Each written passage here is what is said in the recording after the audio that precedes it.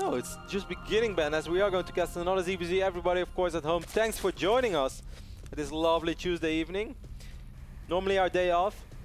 NASL is awesome and working at NASL is fantastic. One of the things that's not that awesome is that our work days are from Wednesday till Sunday. So that basically means that we... Tuesday through Sunday, bro. What? What do you mean? Because we're double duty today. Yeah, okay, but normally. I'm talking about NASL. Yeah, I know, but I think we've had like 6-day weeks for like the past month. Yeah, well, okay, few times, yeah. Okay, but what I normally try to say is that it's normally from Wednesday to Sunday, and that's the only annoying thing, because that basically means that we never ever have a weekend. Now you might think like, hey, that's not a big deal, man. You are still having StarCraft 2 as your full-time job. That's awesome. And yes, guys, it's a sacrifice I am more than willingly to make. But after 5 months of having not a single Saturday or Sunday free, it actually gets a little bit sad when you see everybody always having fun. And you know, the weirdest thing is when you see on Facebook people like, yeah, it's weekend and it's Friday. And I was like, man, I don't even know how a Friday night feels anymore.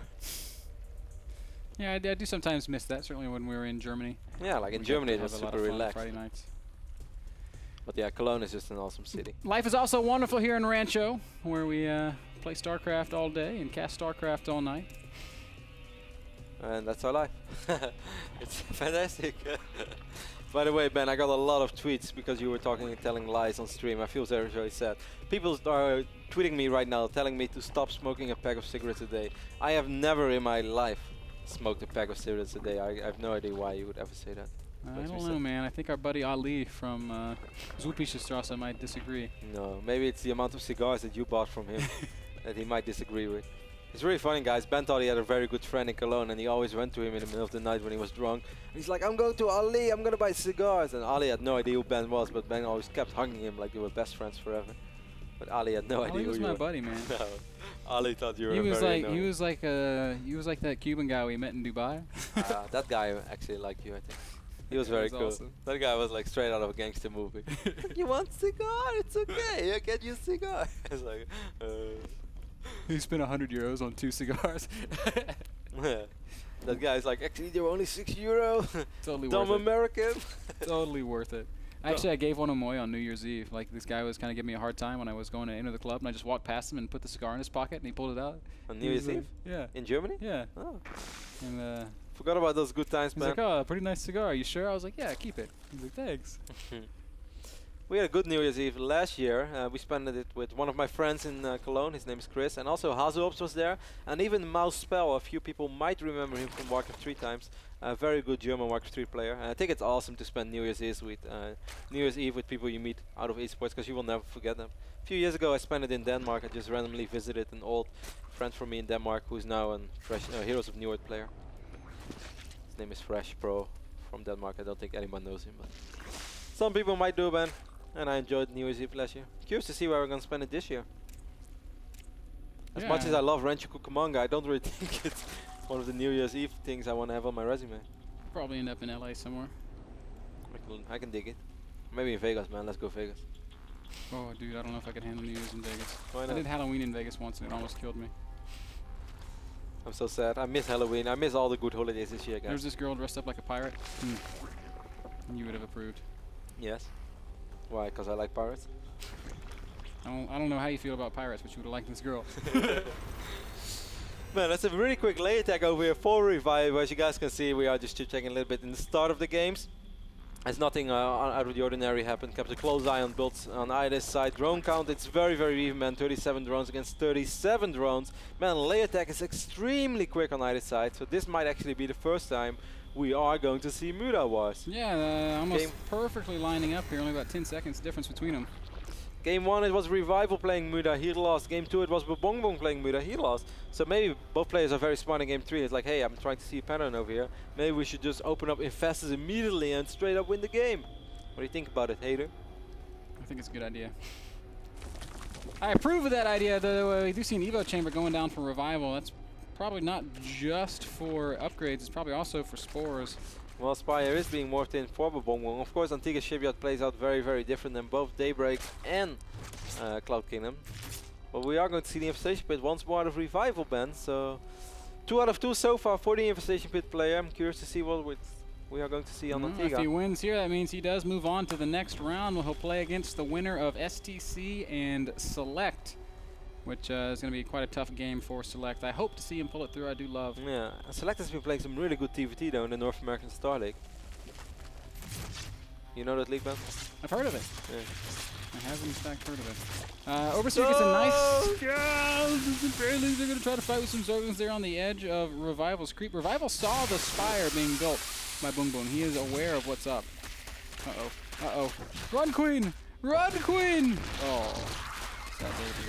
He ain't quick enough. Roach 1 is not up yet, by the way. Man, Revival has 0 units out on the map right now. All that Revival has is 2 queens. He has a lot of links in production though. Of course, his reinforcements distance is a lot closer than Bboong. Can he save the hatch? There's Banelings morphing. I don't know if he can save the hatch, Kevin. I don't. Oh, it's gonna be so close. I guess he can, but the Banelings are scary. No, he will. He will be fine. He will be fine. Even though more links streaming in right now, and the Banelings are still very, very scary. He could. About the micro. Oh, wow, he's gonna get it. No, it's gonna be close. Do you think he's gonna get it? Oh, he's not gonna get it. He's not gonna get it. Lanes will save the day. Good job, Revival. Maybe not the most cost-effective defense, but at the end of the day, it is still. Yeah, it's pretty close, man. It's pretty close. Defense. 8 mules in production. Bboong made so many links, though. I'm surprised with where he got the larva from. Revival still has 5 larva saved up right now. Overlords are in production. More links streaming by. These links really want to get the real hatchery this time. Might go down this time. Very low. Yeah. Boom. Boom, boom. Boom, boom says boom. And that hatchery does go down. Nice pick up there. Revival tries to counter on the other side of the map. That's definitely not going to happen. He does get the confirmation. There are 3 bases right now. Bboong, wow, look at his perfect link. Wow, look at this. It's surround, man. 4 points surround, Warcraft 3 style. Oh, and the queen survives. That's so sad. Man, that was the surround that I could have made in Warcraft 3. Revival confirms the 3rd base. Also confirms that the mutas are out. He's already got infestors, so that shouldn't bother him too much. I'm just kidding, man. Spores have not gone down. Even though I made a lot of good surrounds with speed scroll, man. Do you know what speed scroll was? Is it a scroll that speeds up your unit? Yeah. Kind of speaks for itself now you think about it. Wow, nice hunger here. You know, I actually thought that was I thought it might be possible that you did not know what that was, but now that I think about it, it kind of makes sense that you did. Yeah, that happened. What was the scroll or the item that gave stupid lightning damage? Lightning shield. Lightning shield. Yeah, that's an awesome item. Lightning shield. Players have won a lot of lightning shield throughout their Warcraft 3 careers, which they did not deserve. That's something that Sasa would tweet. Now then again, Sasa was a Night Elf player, so he didn't have to worry about lightning shield. But yeah, that was a pretty silly item. A lot of links streaming through, but there were banelings over here. Everything just blows off. These infestors will all stay alive. The Mutalisks are so clumped up right now, Ben. You gotta be so careful because the infestors are coming. They're gonna try to pick off as many overlords as they can. Oh, not worth it. Well, actually, there's barely any fungal left. Okay, now he's gonna fungal on top of the spore crawler, but still a couple of infestors solo on HP, man. And 1 more is going to fall. This was really not all that bad. Well, these Mutalisks are still alive. Fungal, hero, infestor. Not getting it, man. Pacifist infestor. Wow, and during all this, Bboong went up to 75 drones. Now 22 roaches are in production, Ben. I am a Revival fan, but this is looking really dicey. I just don't see any other way to describe the situation than dicey. Yeah, I'm really impressed at Bboong's ability to create advantages for himself, even with those mutas, that little muta flyby. I felt like it wasn't worth it, but if we look at the sort of overarching state of the game, it looks like he came out well ahead and all that. Yeah, mostly because he was on 3 bases much quicker than Revival, so he had more larva, and after all he made more drones during all that. Had perfect micro during all those attacks. I want to say, reminds me a little bit of watching Hyun play yesterday on Entombed, where I was just blown away by his macro, but then somehow, well, I don't want to spoil the results, but a lot of roaches coming now for Bboong, and Revival's going to have a very difficult time mounting a defense here. He's got 12 roaches in production, but there's 22 roaches out on the map. He's going to need some excellent fungals. He is in position for just that. Whoa. There's so many roaches though, man. 25 roaches against 9 roaches. And the biggest problem for Revival is that he's still behind worker-wise. He might end up losing the infestor. Bboong had come up that other ramp at the same time. It would have been a great engagement. Instead, he just ends up sacrificing some roaches for... He lost 1 infestor. Yeah, for 1 infestor. He saved the other one with Transfuse. Nice use of the T button. Bboong choosing not to go ahead and commit to that attack, not realizing or not knowing exactly how much his opponent had. Instead, he's going to play it safe, which is not a bad move at all. we look at the production tab, we can see he's just getting upgrades, starting his Hydralisk production as well. +2 on the way for Revival. Still a really close game. Infestor count's about even. Revival does have better upgrades, by the way, man, as he's working on 2-1, while all there is 1-0 for Bboong. Yep, that's another side effect of going Muta. You invest a lot of gas in those Mutalisks, and you don't really have it for the upgrades.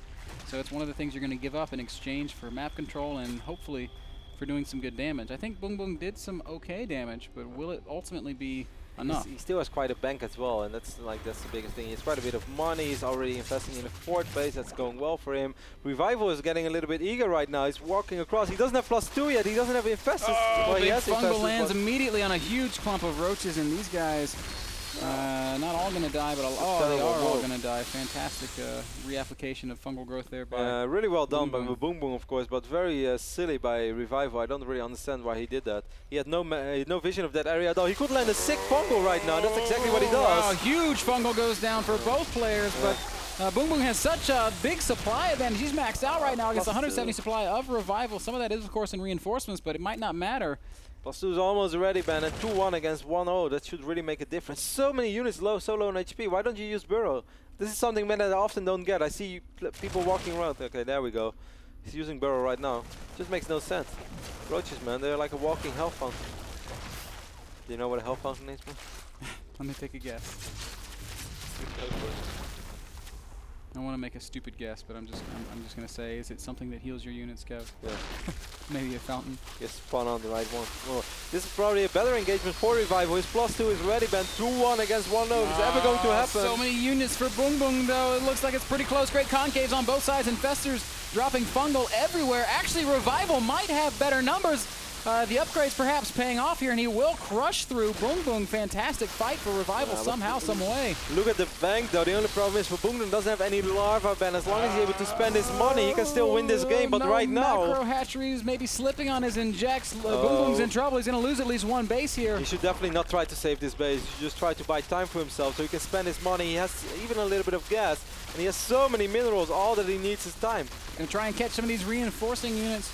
And will succeed in doing so, but the upgrades of Revival are just fantastic right now. Bboong needs reinforcements. He needs larva to pop off. Finally it does. He needs to reapply those injects immediately. He's losing Overlords. That's a little bit dicey as well. Bboong. He was in such a great position, Kevin, and I feel like maybe, just maybe, he let it all slip away. Wow. This comes down to upgrades. To upgrades and poorly managing your larva. Yep, a little bit over-eager, perhaps thinking he was further ahead than he actually was. Upgrades making a difference here, despite a fungal missing. Revival is steaming through right now. So many roaches popping out though for Bboong, but it's a little too late.